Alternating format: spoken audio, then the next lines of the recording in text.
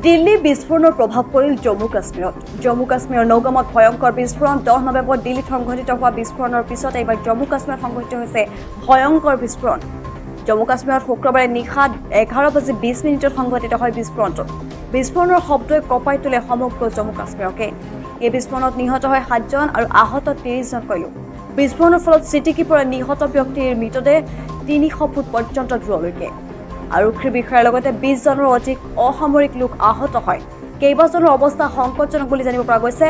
বিস্ফোৰণত ক্ষতিগ্ৰস্ত আৰক্ষী থানাৰ এটা বিল্ডিং। গোটাঘাটকাৰীৰ বিৰুদ্ধে নিশাৰে পৰা চলিছে এতিয়া অভিযান। দিল্লী বিস্ফোৰণৰ প্ৰভাৱ পৰিল জম্মু কাশ্মীৰত। জম্মু কাশ্মীৰৰ নৌগামত ভয়ংকৰ বিস্ফোৰণ। 10 নৱেম্বৰত দিল্লীত সংঘটিত হোৱা বিস্ফোৰণৰ পিছত এইবাৰ জম্মু কাশ্মীৰত সংঘটিত হৈছে ভয়ংকৰ বিস্ফোৰণ।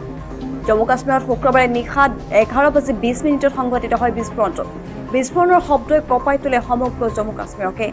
এই বিস্ফোৰণত নিহত হয় 7 জন আৰু আহত 30 জনকৈ লোক। বিস্ফোৰণৰ ফলত ছিটিকি পৰা নিহত ব্যক্তিৰ মৃতদেহ 300 ফুট পৰ্যন্ত দূৰলৈকে।